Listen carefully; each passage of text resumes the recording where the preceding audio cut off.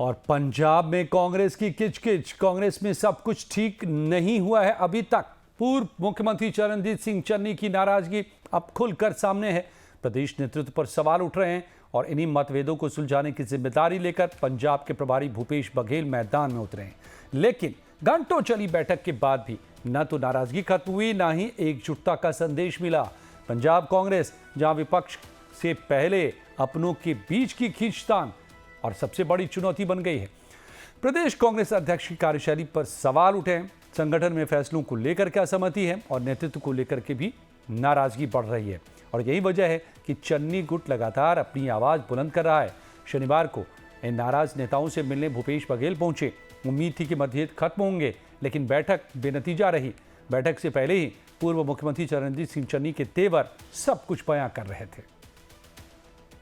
ऐसी अजय मीटिंग विच आए हैं, सानू अंदर अजय जान दो, अंदर बैठ के गलबात होएगी सारी, बाकी फिर तेल देखांगे, तेल दी धार देखांगे।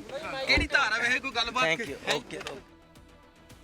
तो पंजाब कांग्रेस के इस चंडी कांड की वजह क्या है, ये भी समझिए। क्यों नाराज हैं चन्नी?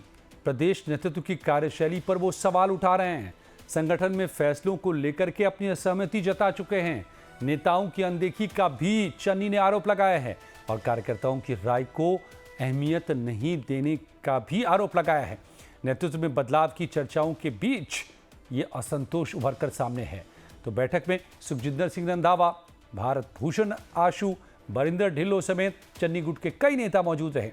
सूत्रों के मुताबिक सभी नेताओं ने प्रदेश अध्यक्ष की कार्यशैली पर अपनी आपत्तियां खुलकर सामने रख दी।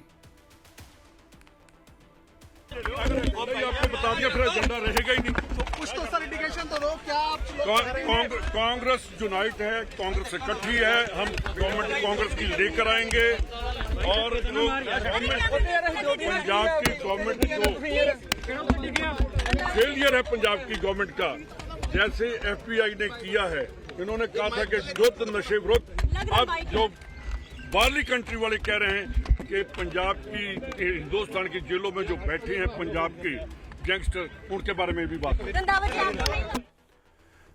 तो अब सारी निगाहें भूपेश बघेल पर हैं, क्योंकि पंजाब कांग्रेस में संगठन और नेतृत्व के बीच बढ़ती दूरी को कम करने की जिम्मेदारी इन्हीं के कंधों पर है। बैठक के बाद बघेल ने कहा कि सभी नेताओं ने अपनी अपनी बातें रखी हैं, अब ये बातें कांग्रेस हाईकमान तक पहुंचाई जाएगी। सभी साथियों से बात हुई, मुलाकात हुई, अपनी बात उन्होंने रखा है और जो पार्टी के हाईकमान का फैसला है उस पे किसी का एतराज नहीं है। सब हाईकमान के साथ हैं। कुछ बातें हैं जिसको हमारे साथियों ने रखा और मैंने सभी साथियों से को विश्वास दिलाया कि जनरल सेक्रेटरी इंचार्ज होने के नाते मैं सभी के हितों का ध्यान रखूंगा। कोई व्यक्ति ये ना सोचे कि उनके ऊपर किसी बड़े नेता का पूरा नहीं है, लेकिन यदि वो जीतने के लायक है निश्चित रूप से टिकट मिलेगी, ये मैंने विश्वास दिलाया है।